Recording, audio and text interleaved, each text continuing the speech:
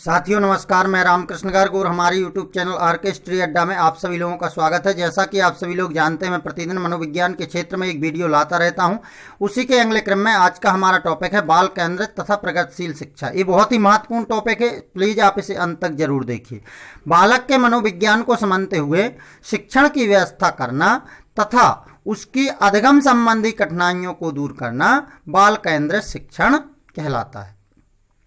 जब भी हम बालक के अंदर विभिन्न प्रकार की कठिनाइयां हैं उनको दूर करते हुए जब हम शिक्षण करते हैं तो वो क्या कहलाता है दोस्तों?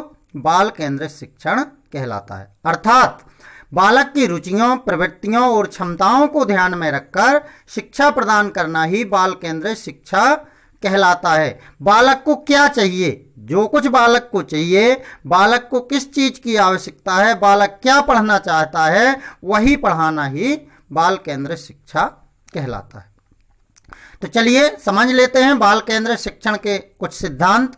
तो बाल केंद्रित शिक्षा के सिद्धांत, इसमें सबसे पहला सिद्धांत है क्रियाशीलता का सिद्धांत। आप पेन एवं डायरी ले लीजिए, नोट करते चलिए। यहां से 1 नंबर का आप लोगों को पक्का आएगा, तो आप इसे ध्यानपूर्वक पढ़िए और अंत तक देखिए।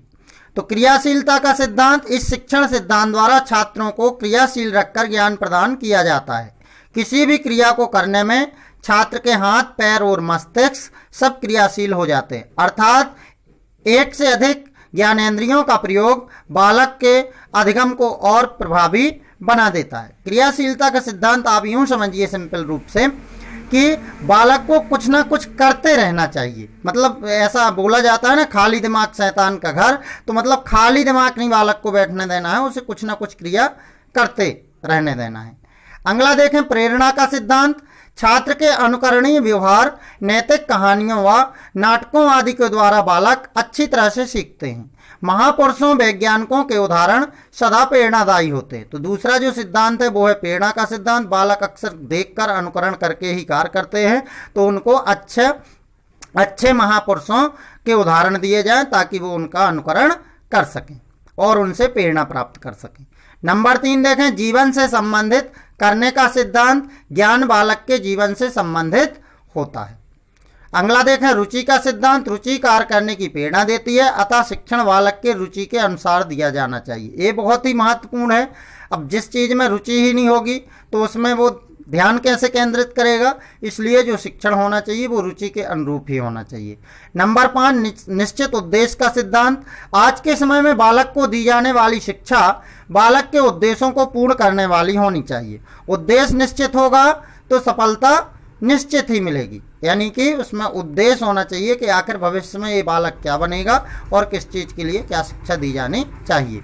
नंबर 6 देखें चयन का सिद्धांत। तो छात्रों को उनकी रुचि के अनुसार पढ़ाएं।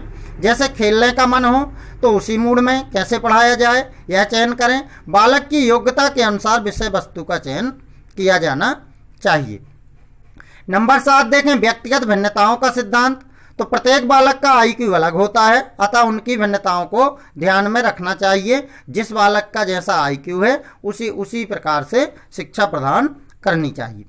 8 देखें लोकतंत्री सिद्धांत। तो हमारे लिए कक्षा में सभी विद्यार्थी समान हैं, सभी से समान प्रश्न पूछने चाहिए, उनसे कोई भेदभाव नहीं होना चाहिए। यदि हम भेदभाव करेंगे तो वो तो भेदभाव करना तो वैसे बहुत गंदी बात है।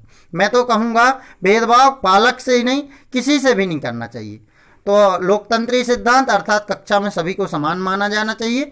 नंबर 9 विभाजन का सिद्धांत। जो भी पढ़ाएं उसे कुछ भागों में बांट कर सरल करके पढ़ाएं। इकट्ठा पढ़ाएंगे तो वो याद नहीं होगा, उसको टॉपिक बाय टॉपिक बांट के पढ़ाना चाहिए।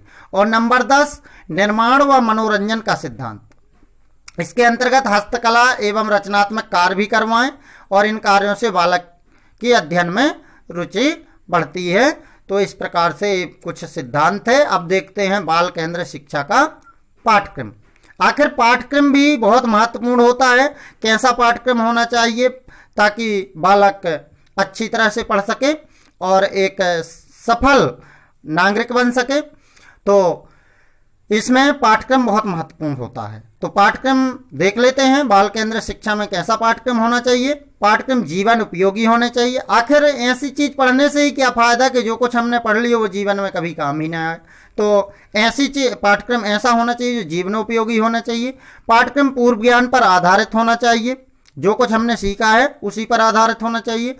पाठ्यक्रम बालकों की रुचि के अनुसार होना चाहिए। अगला देखें आप, जैसी बालक की रुचि है, यदि रुचि के अनुसार होगा तो बालक उसमें मन लगाएगा और मन लगाकर उसको पढ़ेगा। पाठ्यक्रम लचीला होना चाहिए। पाठ्यक्रम ऐसा कठोर नहीं होना चाहिए कि पाठ्यक्रम पढ़ें और समझ में ही नहीं आए।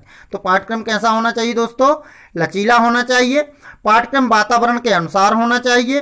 पाठ्यक्रम को राष्ट्रीय भावनाओं को विकसित करने वाला होना चाहिए। पाठ्यक्रम ऐसा होना चाहिए जिसमें हमारी राष्ट्रीय भावनाएं विकसित हों।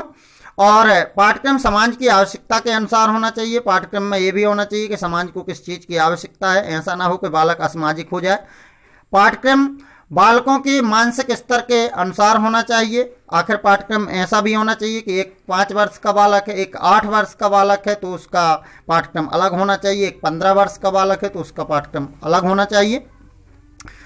यानी कि कहने का मतलब ये है कि यदि 15 वर्ष का बालक है और उसका मानसिक स्तर ज़्यादा है, वो बड़ी क्लास में पढ़ता है, तो उसके लिए थोड़ा डिफिकल्ट होना चाहिए। कोई छोटे क्लास का बालक है तो उसके लिए थोड़ा इजी होना चाहिए। पाठ्यक्रम में व्यक्तिगत भिन्नता को ध्यान में रखा जाना चाहिए और पाठ्यक्रम शैक्षिक उद्देश्य के अनुसार होना चाहिए। चलिए अब देख लेते हैं शिक्षक की क्या भूमिका होती है। तो बाल केंद्र शिक्षा में शिक्षक की भूमिका, शिक्षक शिक्षार्थियों का सहयोगी व मार्गदर्शक होता है। बाल केंद्र शिक्षा में शिक्षक की भूमिका और बढ़ जाती है। बाल केंद्र शिक्षा में शिक्षक को बालकों का सभी प्रकार से मार्गदर्शन करना चाहिए। यानी कि बाल केंद्र शिक्षा में शिक्षक क्या होता है? मार्गदर्शक होता है, यूँ बोलें तो पथ प्रदर्शक होता है, तथा विभिन्न क्रियाकलापों को क्रियान्वित करने में सहायता करना चाहिए। शिक्षा के यथार्थ उद्देश्यों के प्रति पूर्णतः सजग रहना चाहिए। शिक्षक को शिक्षा के जो यथार्थ उद्देश्य हैं उनके प्रति हरदम सजग रहना चाहिए। शिक्षक का उद्देश्य केवल पुस्तकीय ज्ञान प्रदान करना मात्र ही नहीं होता, वरन बाल केंद्र शिक्षा का महानतम लक्ष्य बालक का सर्वोन्मुखी विकास करना है। मतलब बालक का चहुमुखी विकास करना है, हर तरह से बालक का विकास करना है। अतः इस उद्देश्य की पूर्ति के लिए बालक की अधिक से अधिक सहायता शिक्षक को करनी चाहिए।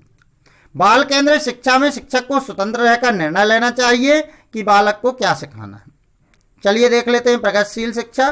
प्रगतिशील शिक्षा की अवधारणा के अनुसार शिक्षा का एकमात्र उद्देश्य बालक की शक्तियों का विकास है।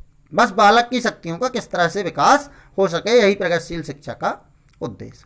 व्यक्तिगत भिन्नता के अनुरूप शिक्षण प्रक्रिया में भी अंतर रखकर इस उद्देश्य को पूरा किया जा सकता है। प्रगतिशील शिक्षा कहती है शिक्षा का उद्देश्य ऐसा वातावरण तैयार करना होना चाहिए जिसमें बालक को सामाजिक विकास का पर्याप्त अवसर मिले। बस सीधी सी बात है कि शिक्षक को प्रगतिशील शिक्षा के लिए एक ऐसा वातावरण तैयार करना है जिसमें बालक को क्या होना चाहिए? पर्याप्त विकास का अवसर मिल सके। प्रगतिशील शिक्षा का उद्देश्य जनतंत्रीय मूल्यों की स्थापना है। यह हमें बताता है कि बालक में जनतंत्रीय मूल्यों का विकास किया जाना चाहिए। प्रगतिशील शिक्षा में शिक्षण विधि को अधिक व्यवहारिक बनाने पर जोर दिया जाता है। अच्छी शिक्षण विधि होगी तो बालक अच्छी शिक्षा प्राप्त करेगा, इसलिए शिक्षण विधि को अधिक व्यवहार बनाने पर इसमें बल दिया जाता है। इसमें बालक के सेम करके सीखने पर जोर दिया जाता है, क्योंकि हम जो सेम करते हैं वो हमें याद रहता है, इसलिए इसमें बालक के सेम करके सीखने पर ज़्यादा जोर दिया जाता है। प्रगतिशील शिक्षा में रुचि और प्रयास दो तत्वों को विशेष महत्वपूर्ण माना गया। पहला तो रुचि, जब रुचि होगी तब वो करेगा, और दूसरा करना यानी कि प्रयास।